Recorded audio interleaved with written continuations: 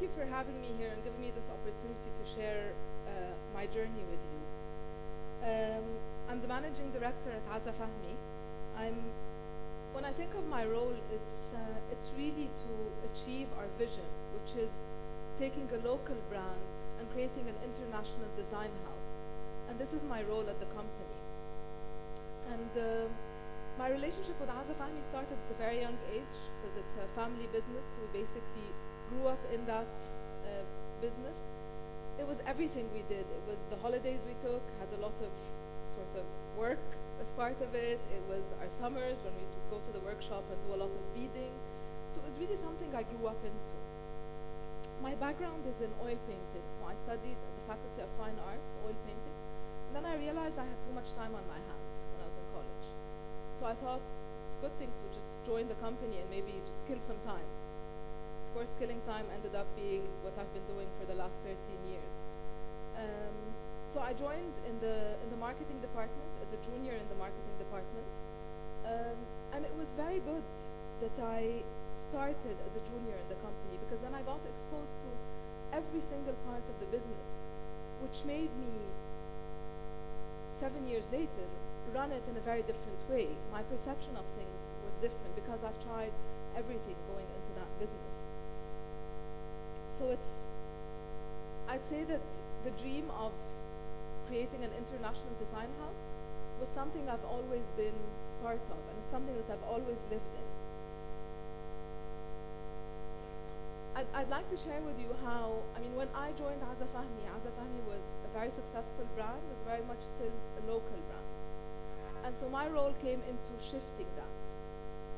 And I'll split the presentation into why we decided to go global, when we decided to go global, and how. And the how is really what I would like to focus, because that's where the challenges are and what it takes. So why did we decide to go global? It's very simple, really. We believed in our products. We believed we had a very strong product, we had a very strong design, and we had a story that we wanted to share with everyone. And so just believing in the product made us think, okay, why don't we share the story with everyone? Why just keep it here? Why keep it in the region? Why not take it elsewhere? Why do we always have to import design as opposed to export design? That's a bit of a tricky question. It's when we were ready, and that's sort of like, how long is a piece of string? And it was when we did a bit of testing, when we've gotten some feedback from different markets that the product is in demand.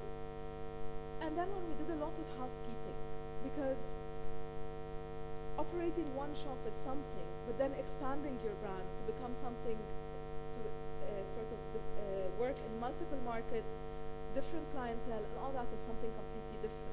And so a lot of restructuring and a lot of housekeeping was required for us to decide we're ready to go global. And that's a continuous process, so it's not a one-stop, we just did it once and we're ready. We do it at every stage of growth, we revisit that. And then we come on to, sorry, I forgot the how. The how is where I want to focus, because the how has all the challenges. And it's not, preparing for this presentation was a bit tricky, because I'm like, it's nice to tell people what you could do to take a brand global. But then I realized there isn't really one thing, and what worked for us might not necessarily work for someone else. And then I started thinking, so what would people face? What's in common between a lot of people from the region going to the international markets? And I realized a lot of it are really the challenges that we face to take a brand internationally.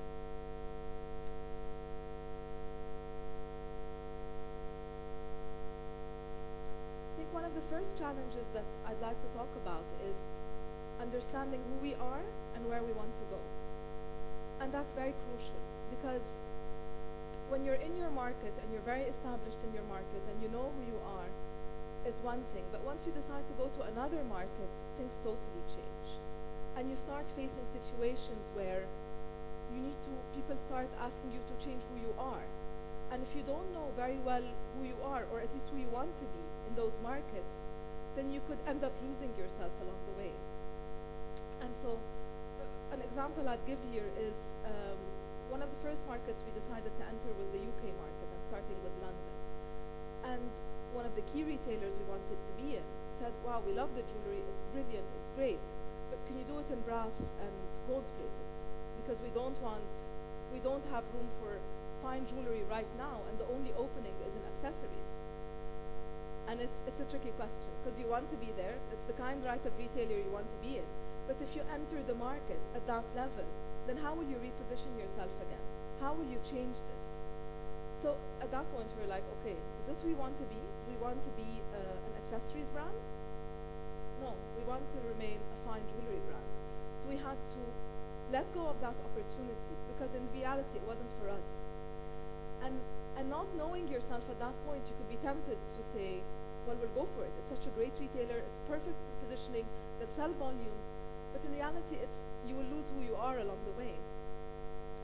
The other thing with understanding who you are or where you want to go is understanding who you're going to be talking to. Because in your market, you get very comfortable with your clientele. You know who they are, you know them very well, and you start doing things the way they want. But going to another market, things totally change. And you start facing a new clientele that wants something very different. And how do you understand them and cater to them, again, without losing the brand? So I realized that a key part of expansion is not losing your identity along the way, not losing the spirit of who you are. Because if you divert too much from who you are, you become like everyone else, and then there's nothing special about you. And even if there are short-term returns from that, on the long term, you will definitely end up losing who you started with.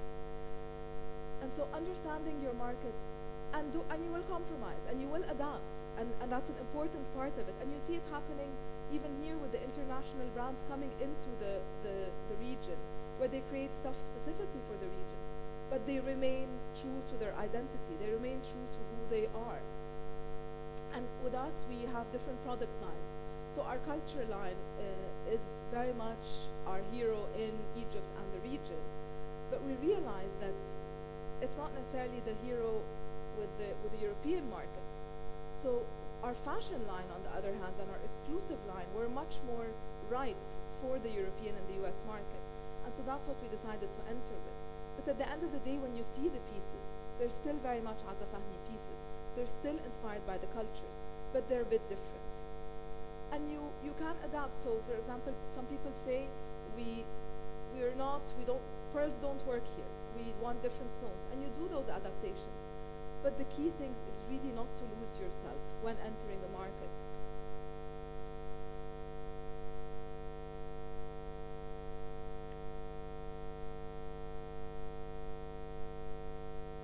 Another big challenge, which I think is very relevant to the crowd here, and what Fashion Forward is and what the Dubai Design District is about, is the ecosystem. That's a bit of a challenge for us specifically in Egypt, and I think it applies to the rest of the region. The ecosystem is not very designers and design. And that creates a very big challenge, because we face it on a human resource level, where you don't find necessarily the right talent to attract into design, because it's not a common industry, and so people don't go into it because it's not there a lot. And the idea is, I think, to really look at your challenges and not stop at them. Is to think, okay, so what can I do about this? We're faced with a situation where, for example, for us, we couldn't get enough workers. We couldn't get the right craftsmen. And we're handmade jewelry, and you can't just buy a machine and it pops jewelry the next day. You have to train people. And so we thought, okay, we need to find a way to train newer people. So you have to pay for competitive salaries. You have to find a training center and create that. And what we did is we launched the Azza Fahmy Design Studio. We did it in collaboration with Alchemia, which is one of the leading contemporary jewelry design schools in Italy. And the idea was really, there's a need in the market. It's not just our need. It's a need for us and the need for other designers. And so the ecosystem is something that we struggle with. You face it on the legislative front, where some of the laws and the regulations are not necessarily very friendly. We face it on the financial front, where the banking system isn't used to very much the design industry. It's very used to the real estate, the oil, the gas, all that. It's very straightforward. But the design industry is a bit new. So how do we create that ecosystem And I think that could very much turn into a positive thing, because we have a very strong market. If we act as a collective, we can change that very much, because there's a lot of talent in the region, and there are a lot of people coming out of the region that deserve this, and we shouldn't be going through it individually, each one facing his own challenges and trying to get over them individually.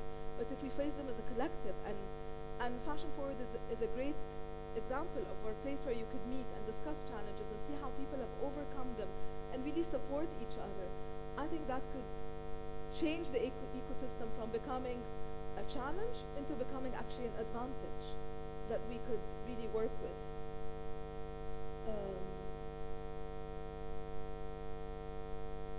We also have a very strong market that all the brands want to get into. So if we change the perception of local designers as actually being something that's desirable, then that's a great support for local brands. Because across market, it's a huge market. All the international brands are targeting the Middle East. It's the only market that hasn't been really hit by any crisis. So it's really something we need to think of. And I don't have the solution yet, but I think it's something that we together could come up with. And I've thought of maybe the best way to talk about the challenges, to give an example. Sorry, before that, I'll talk about something else. And it's going back to the point of housekeeping. And when you're growing your brand internationally, you really need to think about your structure and your vision and where you want to be. Because we got very excited and very carried away with the success of the product, but then you realize you don't have enough production to support it, and then you've lost a few key retailers, and that really harms your image. Or you have a bit of issue with quality control, or you don't have the right marketing support. So really thinking about what your vision is and where you want to go, and making sure that you create the structure that supports that, and create an institution that really helps you with that. And that doesn't have to do with size. It could be 4 people, but you know exactly what those 4 people are doing, and everyone's doing what they're competent in. Because that's something we faced at the beginning, where my mother, who's our founder and chief designer, used to be doing everything on her own. And what a waste, because you have that great talent, a designer, but she ends up being involved in sales, in finance, and marketing. And that's a waste. And I think that's something that faces all designers at the beginning. And it doesn't have to do with size. Just find the right team. Building a team will really get you very far. It'll get you very, very far. Might not be very fast, but it'll take you very far.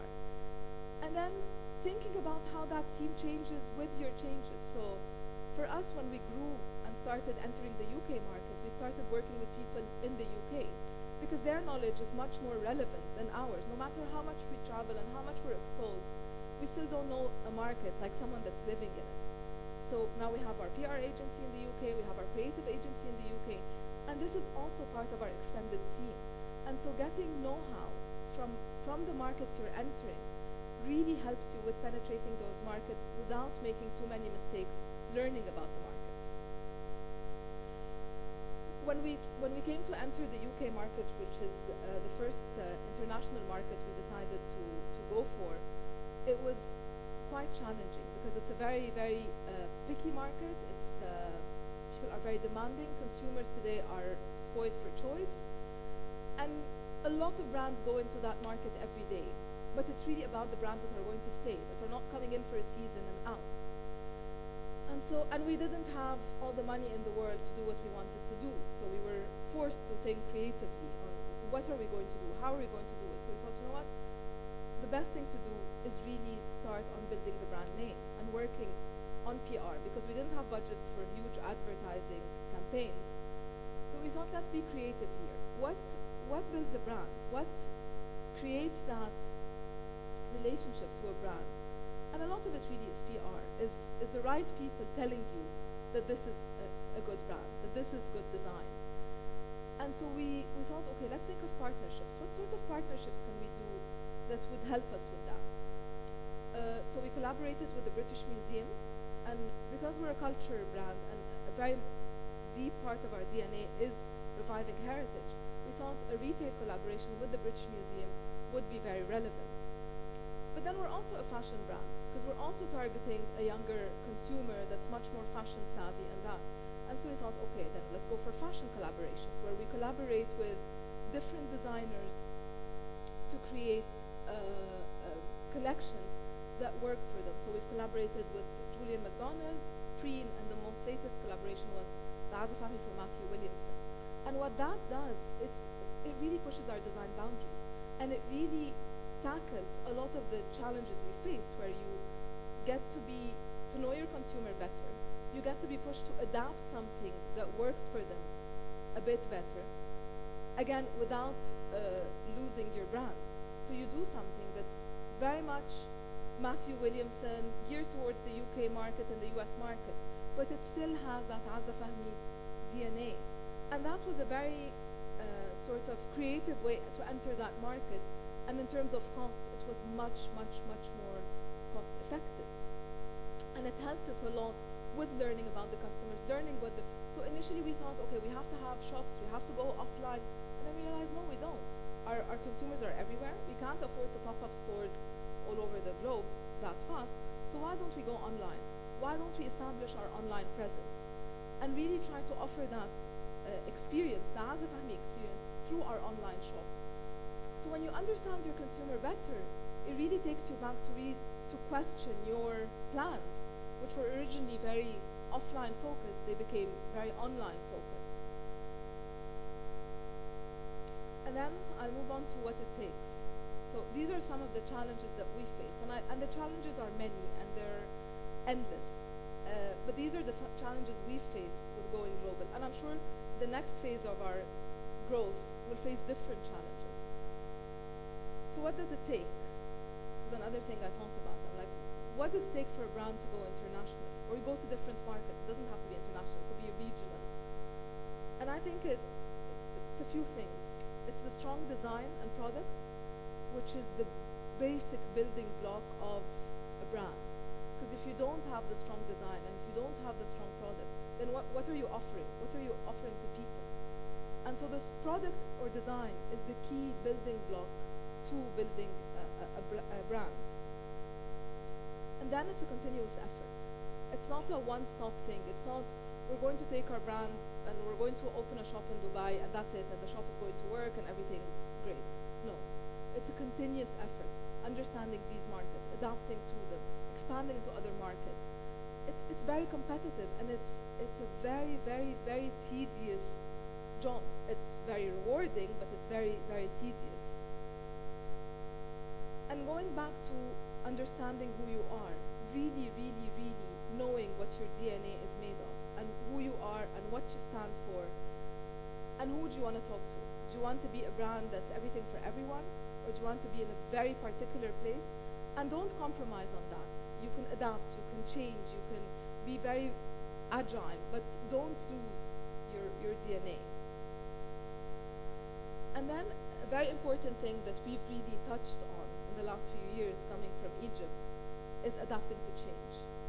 Because change is going to happen. And for us, it was a revolution that changed everything on our horizon. But for you, it could be anything else. It could be the factory you work with, it could be the retailer that you're selling at, but really not stopping when everything around you changes. For us, we were suddenly hit with a revolution. Our sales were hit, our budgets were cut, and we had to still perform, and we had to change a lot of our strategy. And looking back now at that time, I think we're actually doing much better now, because we were forced to become much more efficient. We were forced to, we were challenged to think differently. And so, for example, we were very much, again, an offline brand. All our communication was offline. With the revolution, initially because of budget cuts, we moved to becoming online. And then we realized this is working so much better for us. But we wouldn't have made that shift if we weren't faced with that change.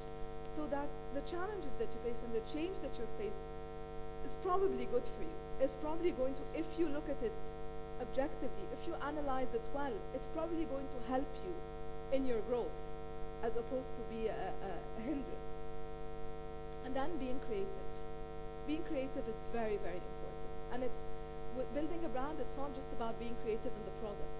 it's really about being creative with everything else, with your approach, with how you're going to sell, with don't follow necessarily what everyone else is doing, but really think what would work for you, what would work for your brand.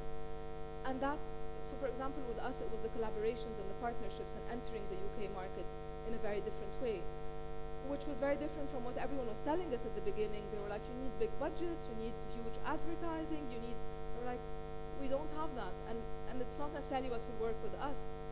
So being creative is very important. And a very important thing is going for it, is actually believing that you can do it and going for it. And that builds on the idea of the effort. It's continuous, it's very tedious, but you have to keep going for it, and you have to believe in your gut that this is going to work. And it takes time, because there are thousands and thousands of other brands trying to expand as well. And the important lesson we've learned from the UK market is it's who stays. It's not who comes in for a season. It's not who comes in for 2 seasons. It's who comes in and stays in that market. And the last thing I want to leave you with is failure. It's part of the process, and it's something that we, for some reason, are brought up thinking it's a stigma. But I've realized that along the years, if you haven't failed, then you haven't tried enough. Then you're too cautious. Then you're sitting, closing yourself off, being afraid to fail. Because really, failure is the only way we learn, and it's the only way we get so much better at things, and we understand things to the core. So just, it's fine. It's how you react to failure that's the problem, not failure in itself. That's it. I'd like to thank you.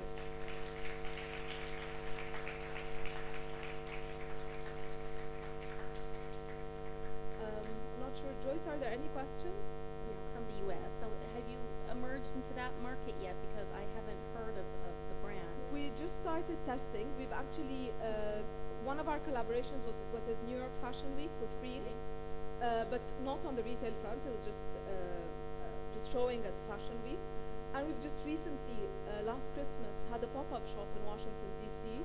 And with our online shop, we're focusing more now in the next few years on the US. Good. Hope to see you. Great. Thanks. Okay, thank you. We've got 2 at the back here. Thanks very much. It was a great talk. Just out of interest, when you're looking to collaborate with fellow designers, can you just give me maybe some advice of how you would approach that and the steps to take? Definitely.